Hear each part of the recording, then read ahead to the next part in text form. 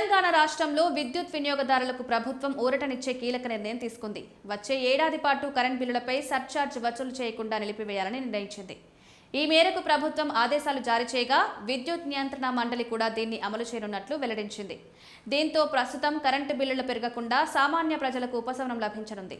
సాధారణంగా విద్యుత్ కొనుగోలు ఖర్చులు పెరిగినప్పుడు ఆ భారాన్ని వినియోగదారులపై మోపేందుకు డిస్కంలకు సర్ఛార్జ్ రూపంలో యూనిట్కి సుమారు 30 పైసల వరకు వసూలు చేసే అవకాశం ఉంటుంది.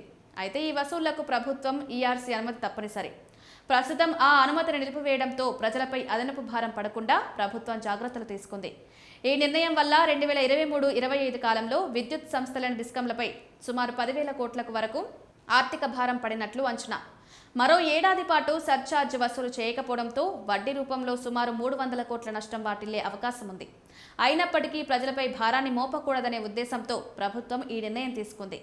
ఇటీవల విద్యుత్ కొనుగోలు ఖర్చులు, నిర్వహణ వ్యయాలు పెరగడంతో డిస్కంలపై సుమారు 7,635 కోట్ల అదనపు భారం ఏర్పడింది. సాధారణంగా ఈ ఖర్చులను ట్రూ అప్ విధానం ద్వారా వినియోగదారుల నుంచి వసూలు చేస్తారు. ఖర్చులు పెరిగితే దాన్ని ట్రూ అప్ అంటారు. ఖర్చులు తగ్గితే ట్రూ డౌన్ అని పిలుస్తారు. ట్రూ అప్ అమల్లో ఉంటే కరెంటు బిల్లులు పెరుగుతాయి. ట్రూ డౌన్ అమలు చేస్తే బిల్లులు తగ్గుతాయి. ఈ నేపథ్యంలో ప్రస్తుతం ట్రూ అప్ ఛార్జీల వసూలును నిలిపివేయడం ద్వారా ప్రజలకు తాత్కాలిక ఉపశమనం కలిగించారు.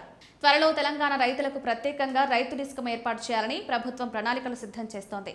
దీని ద్వారా విద్యుత్ రంగంలో కొత్త సంస్కరణలు తీసుకురావాలని భావిస్తోంది.